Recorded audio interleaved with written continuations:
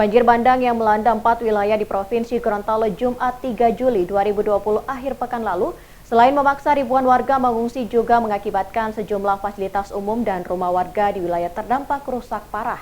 Salah satunya adalah jembatan Tulabolo di Kabupaten Bone Bolango yang roboh diterjang derasnya luapan Sungai Bone.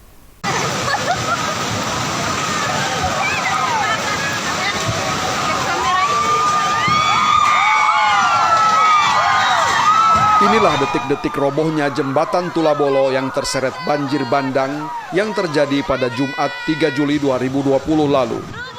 Jembatan kayu yang menghubungkan Kecamatan Suwawa Timur dan Kecamatan Pinogu, Kabupaten Bone Bolango ini dalam hitungan detik roboh tak mampu lagi menahan hantaman banjir bandang Sungai Bone. Selain jembatan, banjir bandang yang dipicu hujan selama 10 jam ini mengakibatkan sejumlah rumah warga yang berada di bantaran Sungai Bone rusak parah. Sebagian besar rumah yang rusak ini berada di wilayah Kelurahan Bugis dan Talumolo, di mana rumah warga rusak parah di bagian dapur yang ambrol karena tergerus derasnya luapan Sungai Bone.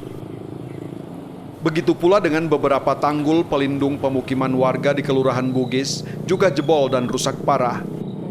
Menurut Kepala Badan Penanggulangan Bencana Daerah BPBD Provinsi Gorontalo Sumarwoto, banjir bandang yang terjadi pada Jumat 3 Juli itu lebih parah dibanding yang terjadi pada tanggal 11 Juni 2020. Dahsyatnya banjir bandang kali ini dampaknya sangat luas meliputi 4 wilayah, yakni Kabupaten Bone Bolango, Kota Gorontalo, Kabupaten Gorontalo, dan Kabupaten Boalemo.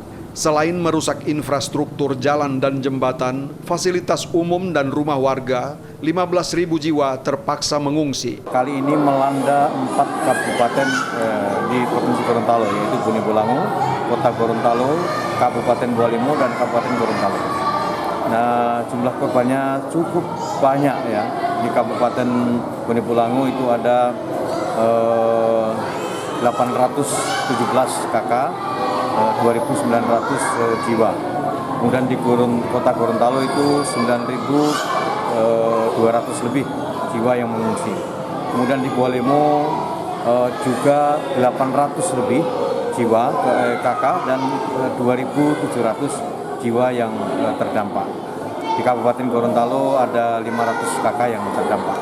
Fasilitas umum ada yang jembatan yang hanyut ya, kemudian ada juga jalan-jalan yang rusak, ada juga rumah-rumah yang hanyut juga.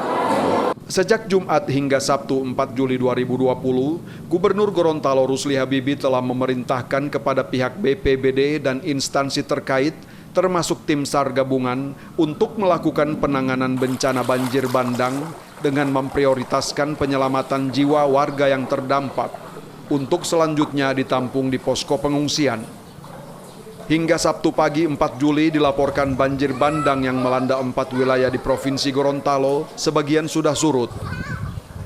Namun di wilayah Gorontalo, beberapa kelurahan banjir terlihat masih menggenangi rumah warga. Zainal Ahmad, iNews Gorontalo memberitakan.